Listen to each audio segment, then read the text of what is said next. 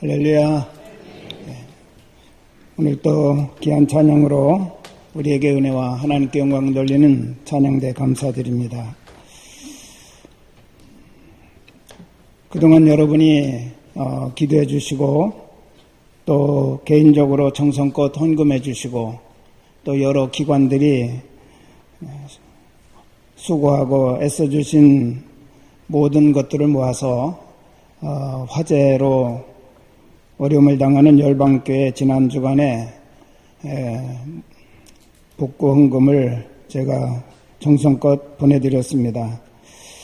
열방교회를 대표하여 이타구 담임 목사님이 문자로 감사 문자를 보내오셨는데 제가 잠깐 읽어드리겠습니다. 존경하는 목사님과 가난교회 사랑에 마음 깊이 감사드립니다. 특별기도회와 가난교회 성도님들의 땀과 눈물, 또 청년들과 각 부서에 사랑이 가득 담긴 헌금을 봉헌하며 우리 성도들과 간증하며 다 함께 눈물로 예배하였습니다. 목사님께 감사드리며 저희 교회 성도들의 감사한 마음을 가난교회 모든 성도들에게 전해주시기 바랍니다. 모든 성도들에게 감사합니다. 그런 내용으로 응답을 주셨습니다.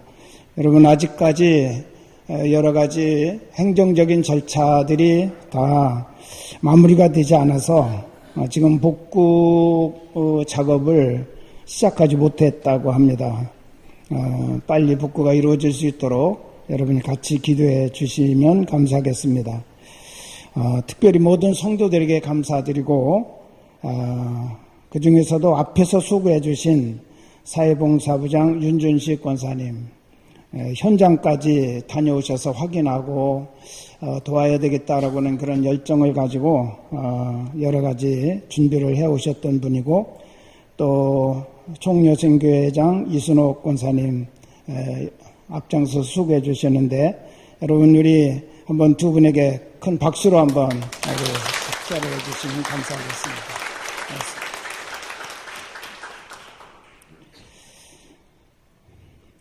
저는 지난 주간 휴가를 주셔서 아이들과 함께하는 시간을 가졌습니다. 여러 사람이 함께 움직인다는 것이 그렇게 편한 것은 아니더라고요. 특별히 아이들은 또 아이들을 데리고 왔기 때문에 결국은 아이들이 움직이는데 꼬마들은 저희들이 몫이 되는 시간들이 많이 있었습니다. 그래서 힘도 들고 어려웠지만 우리 가정이 정말 함께 할 수 있는 그런 시간, 함께 모여서 잠을 자고 함께 움직일 수 있는 그런 시간을 갖게 된 것이 너무나 감사했습니다. 아이들도 다 자기 가정이 있고 또 자기들이 할 일이 있다 보니까 함께 모이는 시간을 맞추기가 굉장히 어려운 그런 상황인데, 그래서 모처럼 이런 시간을 갖게 되었습니다. 아이들 때문에 힘들고 피곤했는데 그때 막 생각난 분이 우리 유병순 권사님 생각이 났어요. 어떻게 세 아이를 그냥 거뜬하게 이렇게 잘 키워내셨을까. 존경스러운 마음이 들었습니다. 몇 시간, 며칠 봐주는 것도 그렇게 힘들었는데 매일 그냥 아침부터 밤늦게까지 아이들과 함께 생활하시는 그분, 그리고 그 일을 거뜬하게 해내시는 것을 보니까 너무 그게 쉬운 일이 아니더라고요. 우리 자녀들은 그런 부모님 계시면 지극한 존경하는 마음 가지고 잘 모셔드려야 됩니다. 우리 부모들이 하는 일이 그게 쉬운 게 아니에요. 더군다나 이제는 나이가 들면 건강에도 문제가 생기고 우리 젊은이 같은 그런 건강한 신체가 아닌데도 불구하고 사랑하는 마음 때문에 이렇게 돌봐주고 헌신하는 것 깊이 생각하고 여러분이 잘 모셔야 됩니다. 제가 꼭 이 얘기를 하고 싶었어요. 제가 경험해 보니까 그게 아니에요. 자, 오늘 우리는 은혜와 믿음에 대한 말씀을 같이 나누기를 원합니다. 우리가 믿는 기독교는 다른 종교와 다릅니다. 우리의 모든 삶은 전적인 하나님의 은혜로 되는 것이다 라고 성경은 우리에게 말씀하고 있습니다. 그래서 사도 바울도 고린도전서 15장 10절에서 그러나 나이 나된 것은 하나님의 은혜로 된 것이니 내게 주신 그의 은혜가 헛되지 아니하여 내가 모든 사도보다 더 많이 수고하였으나 내가 아니요 오직 나와 함께 하신 하나님의 은혜로라 라고 고백했습니다. 금년이 종교개혁 500주년이 되는 해입니다. 1517년 10월 31일 날 95개 조항 잘못된 신앙의 내용을 들고 나와서 우리가 다시 신앙의 원초로 돌아가자라고 외쳤던 마르틴 루터를 중심으로 하는 이 개혁자들의 외침이 있었습니다. 종교개혁의 신앙 핵심 내용을 우리가 정리해보면 5가지로 요약할 수가 있어요. 첫째는 오직 성경입니다. 성경으로 돌아가자는 겁니다. 두 번째는 오직 그리스도입니다. 그리스도만을 믿어야 한다는 거죠. 세 번째는 오직 은혜입니다. 우리의 모든 것들은 우리의 공로가 아니라 하나님의 은혜로 이루어지는 것이다 라는 것이죠. 그 다음에 오직 믿음입니다. 하나님의 은혜에 대해서 우리가 반응할 수 있는 것은 오직 믿음이다 라는 것입니다. 그리고 5번째는 오직 주께 영광입니다. 우리의 신앙의 목표, 그것은 바로 오직 주께 영광 돌리는 것이다. 이렇게 5가지로 종교개혁의 정신을 요약할 수가 있는데, 이것은 바로 우리들의 건강한 신앙을 갖기 위해서 꼭 확인해 봐야 될 5가지의 신앙의 내용이기도 합니다. 그 가운데서 은혜와 믿음은 바로 기독교 신앙의 핵심으로 지적될 만큼 오직 은혜, 오직 믿음이라고 하는 이 2가지는 종교개혁자들이 특별히 외쳤던 그런 신앙의 핵심적인 내용이었음을 우리가 보게 되는데, 쉽게 표현해서 은혜라고 하는 것은 하나님께서 우리 인간에게 찾아오시는 모든 사건을 다 묶어서 은혜다라고 그렇게 말하고 있습니다. 누가복음 7장 16절에 보면 하나님께서 자기 백성을 돌보셨다라고 그렇게 표현되어 있는데, 여러분, 이 하나님께서 자기 백성을 돌보셨다라고 하는 이 표현, 영어 성경에는 하나님께서 자기 백성을 방문하셨다라고 그렇게 표현하고 있습니다. 하나님은 언제나 자기 백성을 사랑하시고 돌보시기를 원하시고, 또한 그들을 찾아서 방문하고 계시다고 하는 사실을 우리는 잊지 말아야 될 것입니다. 관에 넣어서 묻으러가는 죽은 과부의 아들이 하나님이 방문하시니까 살아나는 역사가 일어난 사건이 바로 누가복음 7장의 사건이에요. 그러면서 우리 하나님이 자기 백성을 돌보셨기 때문에, 방문하셨기 때문에 바로 이렇게 죽음과 절망 속에 빠졌던 한 가정에 새로운 생명과 소망의 역사가 일어나게 되었다라는 사실을 우리에게 말씀해 주고 계십니다. 하나님이 방문하시면 우리 인간에게는 여러 가지 사건들이 일어나죠. 첫째는 구원의 사건이 일어납니다. 또 이스라엘 같은 경우는 애굽의 종살이에서부터 해방되는 사건이 일어났습니다. 또 하나님의 방문하시면 질병으로부터 치유받는 사건도 일어납니다. 우리들의 모든 문제들이 해결되기도 합니다. 마음의 근심과 염려가 사라지고 진정한 평안이 우리 마음을 다스리게 되는 은총도 나타나게 됩니다. 여러 가지 삶의 의미가 새로워지고 또한 희망과 용기가 일어나는 역사들이 일어나게 된다고 하는 것입니다. 무엇보다도 하나님이 우리의 인생 가운데 방문하시면 우리의 삶에 놀라운 변화가 일어난다는 거예요. 체인지가 된다는 거죠. 내가 과거에 살던 그런 삶의 태도가 아니라 정말 하나님과 함께하는 우리들의 삶의 아름다운 역사들, 이런 것들이 일어나게 된다라고 말씀하십니다. 누구든지 그리스도 예수 안에 있으면 새로운 피조물이라. 이전 것은 지나갔으니 보라 새 것이 되었도다.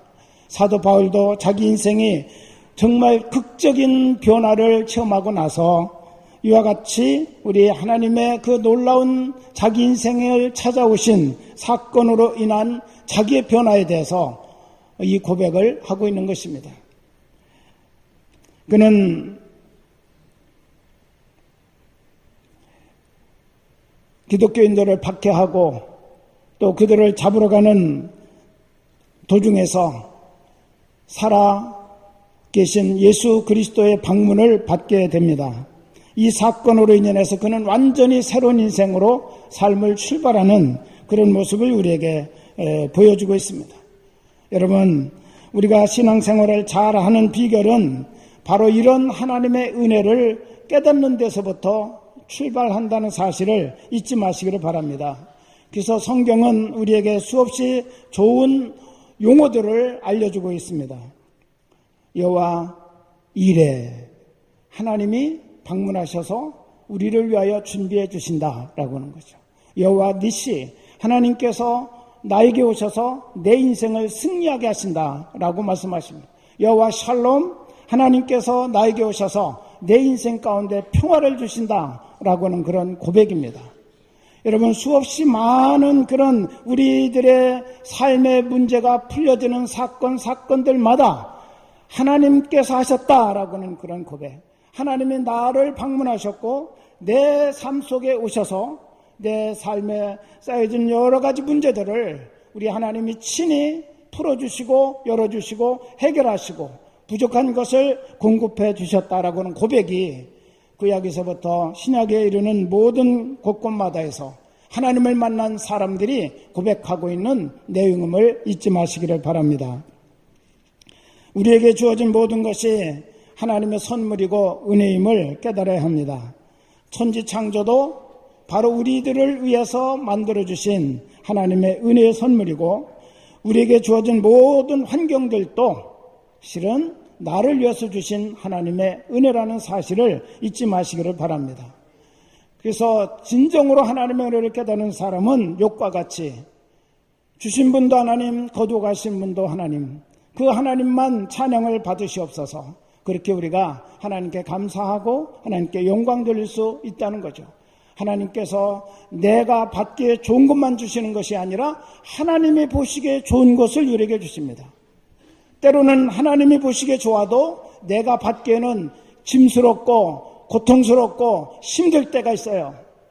그러나 하나님께서 보시는 것이 가장 정확하기 때문에 우리 하나님께서 때로는 우리가 감당하기 어려운 그런 무거운 짐 같은 경우라도 우리에게 그것을 은혜로 주신다는 사실을 잊지 마시기를 바랍니다. 하나님이 오시면 우리에게 구원의 은혜가 제일 먼저 주어지게 됩니다. 하나님이 세상을 이처럼 사랑하사 독생자를 주셨으니 이는 저를 믿는 자마다 멸망치 않고 영생을 얻게 하려 하심이니라. 우리 하나님께서 우리를 사랑하셔서 독생자를 주시고 그를 믿으면 우리에게 멸망하지 않고 영생을 얻게 하려고 하신다라고 말씀하십니다. 이렇게 우리는 모든 것이 하나님의 은혜임을 깨닫고 믿기만 하면 하나님의 역사로 구원을 받게 되고 하나님이 때로는 공급하시고 하나님이 때로는 보호하시고 하나님이 때로는 이기게 하시고 우리 하나님께서 때로는 우리로 하여금 더 많은 것들을 다른 사람과 함께 나누며 살아갈 수 있는 삶의 자리로 이끌어 가신다는 사실을 우리는 기억해야 될 것입니다. 이렇게 하나님이 하시는 일은 은혜라고는 한마디로 우리가 표현할 수가 있습니다. 그러면 그 하나님의 은혜를, 믿음이라는 건 뭐냐? 하나님의 은혜를 내가 받아들이는 것, 그것이 바로 믿음이에요. 은혜와 믿음은 우리 신앙의 두 다리와도 같습니다. 한쪽 다리만 갖고는 걸어가기가 불편하잖아요. 두 다리가 건강하게 우리에게 주어져 있을 때 우리는 뛰기도 하고 걷기도 하고 삶의 균형을 맞춰 나갈 수가 있는 것처럼 은혜와 믿음은 우리 신앙의 두 다리와 같은 것이다 라고 그와 같이 말할 수가 있겠습니다.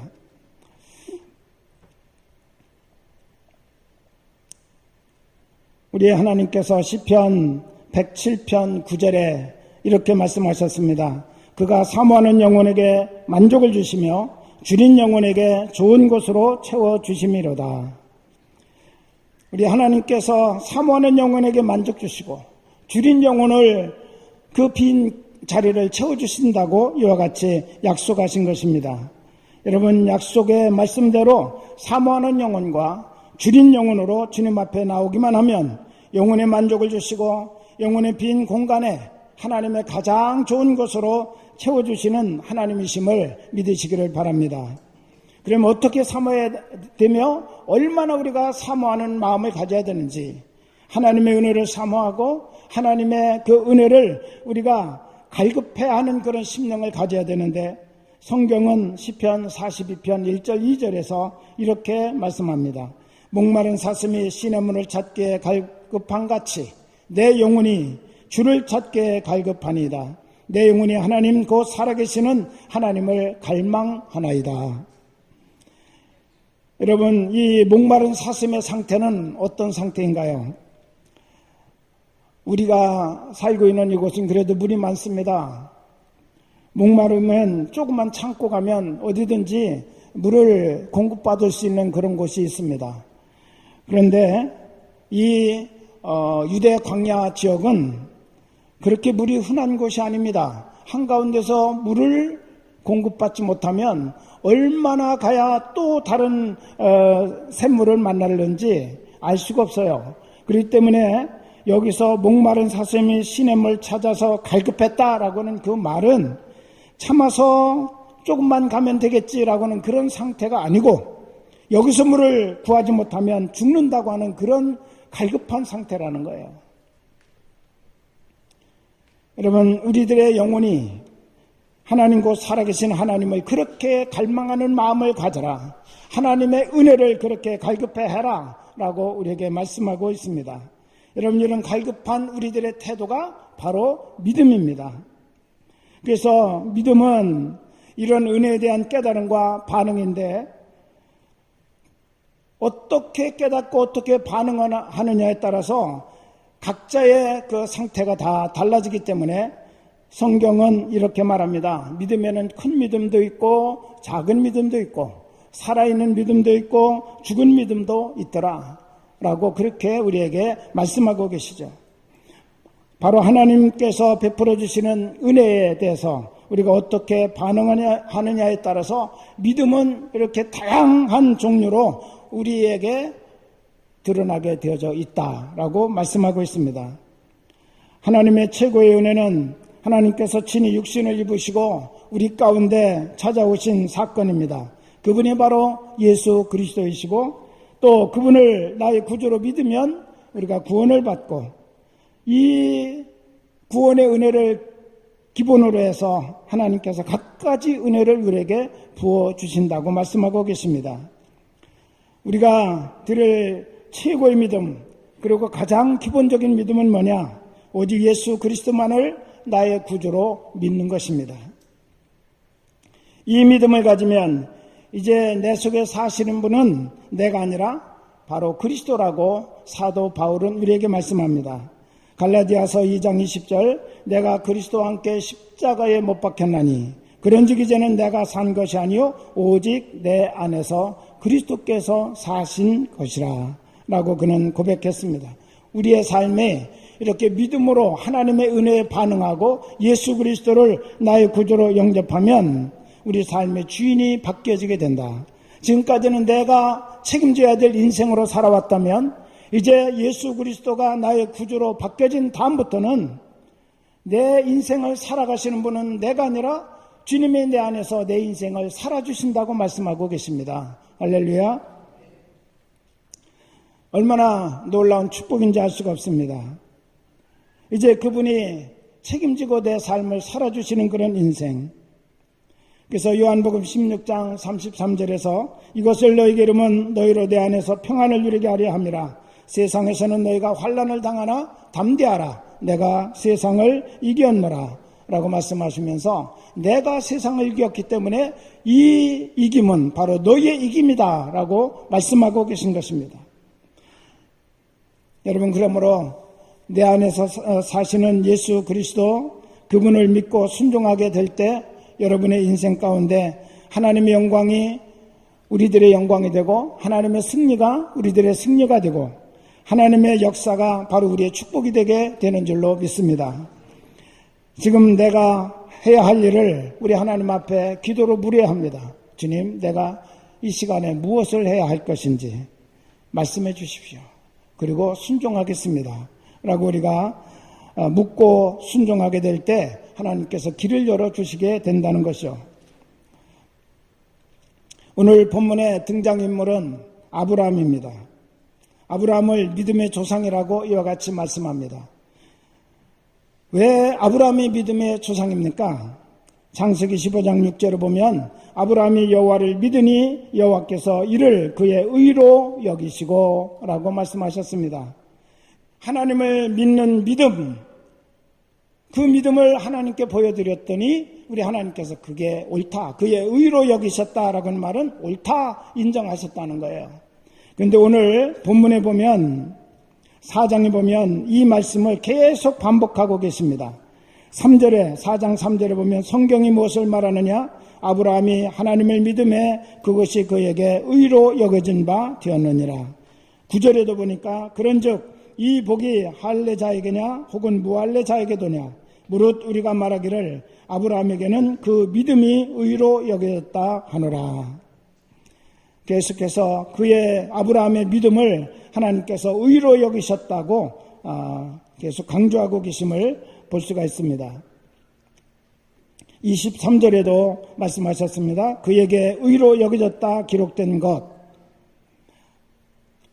하나님은 아브라함의 그 믿음을 옳다고, 네 믿음이 제대로 된 믿음이다, 네 믿음이 올바른 믿음이다, 네 믿음을 앞으로 나는 모든 사람들의 믿음의 표준으로 삼도록 하겠다라고 말씀하시는 거예요. 하나님의 은혜를 믿음으로 받아들인 최초의 인물, 신앙의 모델, 그 사람이 바로 아브라함인 줄로 믿습니다.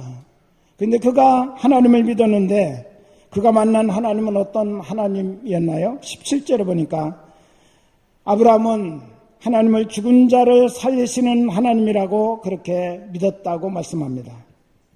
죽은 자를 살리시는 하나님, 곧 전능하신 하나님이라는 거죠.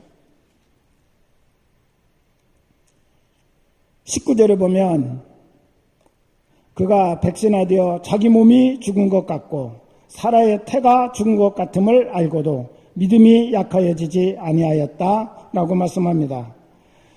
사라의 태의 죽음에서, 죽음으로부터 이삭이 탄생한 거예요. 죽은 사라의 태에서, 죽은 아브라함의 몸에서 아들 이삭, 새 생명이 태어나는 역사가 일어나게 되었다.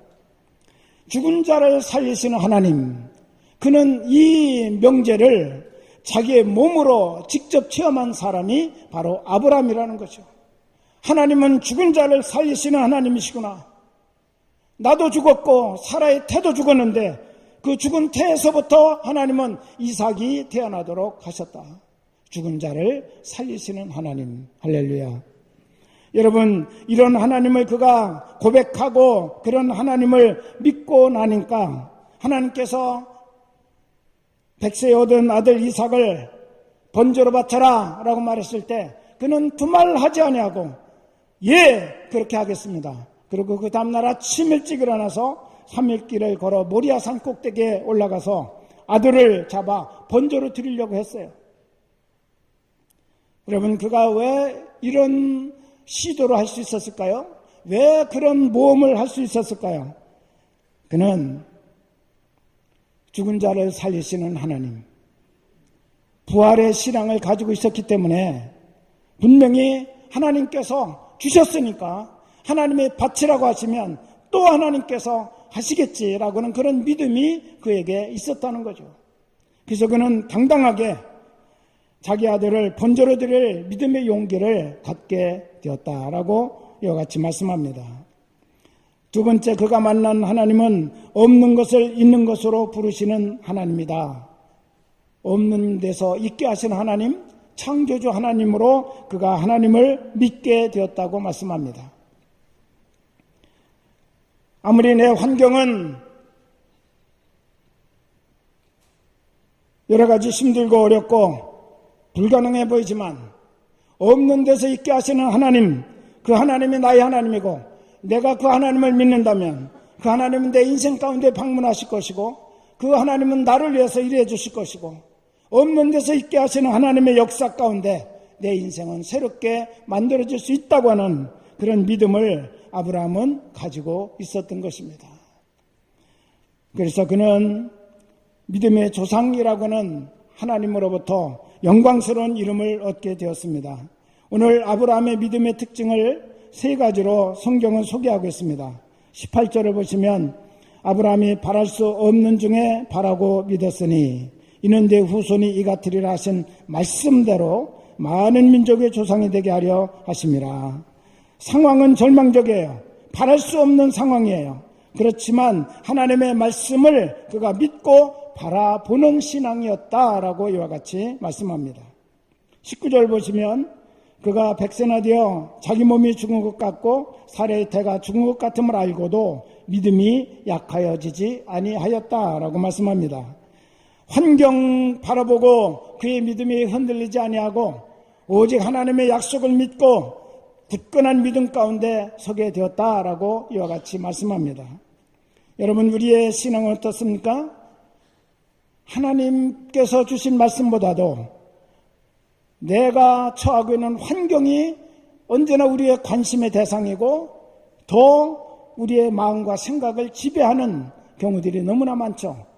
그래서 오늘은 평안한 환경일 때 내가 믿습니다라고 굳센 믿음을 가지고 있는 것 같은데 어느 날 갑자기 환경이 그냥 어두워지고 나빠지고 고통이 오고 힘들어지면 우리의 신앙이 흔들리는 거예요.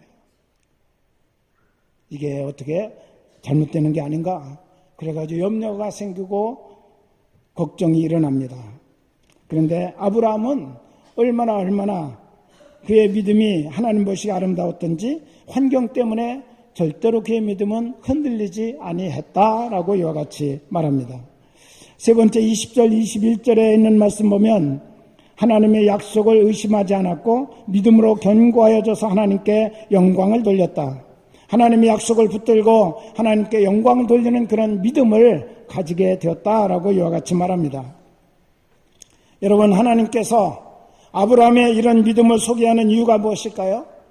예수 그리스도를 주로 믿는 우리를 위한 것이라고 이와 같이 말씀하면서 하나님은 자기 백성을 늘 방문하고 계시다 라고 하는 사실을 깨닫게 하십니다.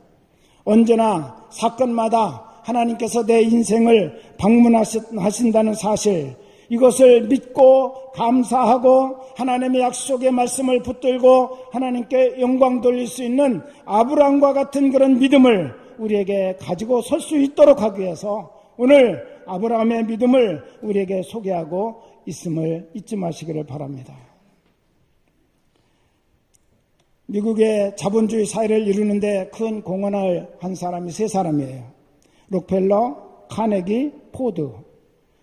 록펠러는 석유의 왕이라고 불려졌고 카네기는 강철 왕이라고 불려졌고 포드는 자동차 왕으로 불려졌습니다. 그들이 정치적인 왕은 아니었지만 이와 같이 그 시대에 하나의 센세이션을 일으켜 나갔던 그런 인물들이기 때문에 왕이라고 이렇게 불리고 있습니다. 특별히 이 세 사람은 재벌의 시조라고도 그렇게 말하고 있습니다. 그 세 사람 가운데서 가장 성경 말씀대로 올바로 살아보려고 몸부림치고 노력했던 사람이 바로 록펠러라고 하는 사람인데 그의 학력은 초등학교 4학년입니다. 그렇지만 오직 하나님의 말씀대로 살려고 그는 몸부림쳤던 사람입니다. 그의 인생 말년에 그의 11조를 관리하는 회계사만 40명이 넘었다고 하는 그런 기록이 있습니다. 그런데 그가 이렇게 큰 부자가 될 수 있었던 것은 순전히 하나님의 은혜였고 그리고 결코 포기하지 않는 그의 믿음 때문에 일어난 사건임을 본인도 고백하고 있고 많은 사람들이 그것을 인정하고 있습니다. 록펠러가 젊었을 때 자기가 모은 돈 그리고 사람들로부터 빚을 내가지고 금광 하나를 샀습니다. 그리고 광부들을 모아서 꿈을 가지고 몇 개월 파들어갔는데 놀랍게도 몇 개월을 팠는데 금조각 하나도 보이지 않는 거예요. 쏘가서 금광을 산 것입니다.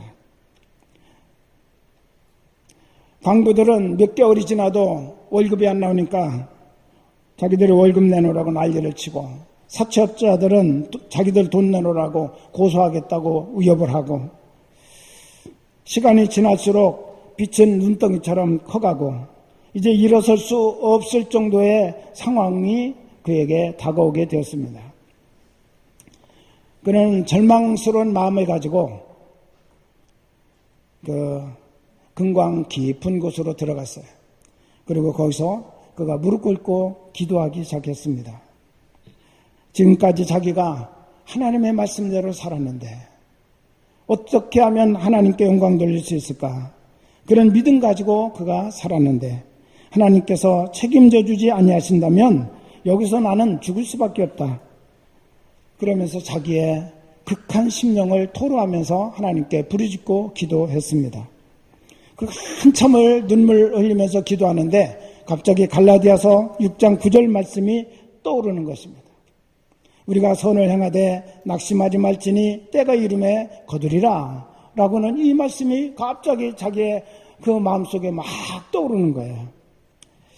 그가 그 말씀을 붙들고 부르짖고 기도했습니다. 한참을 기도하는데 우리 마음속에 또 이런 세미한 주님의 감동이 그에게 왔어요. 더 파라, 깊이 파라, 그리고 계속 파라 라고는 그 음성이 들려오는 거예요. 그래서 그가 이렇게 하나님께 질문했습니다. 하나님, 이게 무슨 말씀입니까? 지금까지 팔 만큼 저는 팠습니다. 그래도 금조각 하나도 발견하지 못했습니다. 그러면서 그가 하나님의 그 감동에 항의를 했더니 우리 하나님께서 계속해서 이렇게 말씀하시는 거예요. 그래도 계속해서 더 파라. 우리 하나님께서 이제 머지않아서 금을 주시려는가 보다. 그렇게 생각을 하고 나와서 광부들을 설득시켜가지고 다시 3개월을 계속 팠는데 3개월 동안 팠는데도 금조각 하나가 없는 거예요. 그런데 놀랍게도요, 3개월을 파들어가고 나서 이제는 더 이상 할 수가 없다. 광부들도 손들고 자기도 이제 포기하려고 하는 그 찰나였는데 거기에서 금은 나오지 않았지만 석유가 터져 나오기 시작한 거예요. 그래서 그를 석유왕, 석유재벌이라고 하는 이름을 듣기 시작을 한 것이 바로 그 사건이었습니다. 만일 록펠러가 그 고난에서 절망 중에 포기했다면 그는 하나님의 복을 받은 부자로서 그의 이름을 갖기는 어려웠을 것입니다. 하나님은 우리를 축복하시되 포기하지 않는 믿음을 보시고 축복하신다는 사실을 기억하시기를 바랍니다. 모든 것이 하나님의 은혜라고 믿는 사람은 끝까지 하나님을 신뢰하고 하나님께서 주신 말씀을 붙들고 포기하지 않냐고 달려가는 것입니다. 이런 믿음이 기적을 일으키게 되고 하나님을 신뢰하는 사람은 날마다 일상 가운데서 하나님이 나를 방문하시고 내 안에서 일하시는 놀라운 기적을 체험하게 되는 것입니다. 마가복음 9장에 보면 말 못하는 귀신 들린 아들을 예수님께 데리고 온 아버지가 있습니다. 이 아버지가 예수님께 부탁합니다. 무엇을 하실 수 있거든 우리를 불쌍히 여기사 도와주시옵소서. 그때 우리 예수님 말씀하시기를 할 수 있거든이 무슨 말이냐? 믿는 자에게는 능히 하지 못할 일이 없느니라. 그랬더니 이 아이 아버지가 소리를 질렀습니다. 내가 믿나이다. 나의 믿음 없는 것을 도와주시옵소서. 그는 믿습니다. 그렇지만 자기의 상황을 뚫고 일어날 수 있는 그런 믿음은 없었다는 거죠. 주님을 믿지만 내 아들의 고통 가운데서 역사하고 있는 귀신을 쫓아낼 만한 그런 믿음이 자기에게는 없다는 거예요. 자기 믿음을 더해달라는 거죠. 여러분, 우리가 하나님의 은혜를 더해달라는 것보다 더 중요한 것은 하나님의 은혜는 항상 임합니다. 하나님은 언제나 우리를 방문하십니다.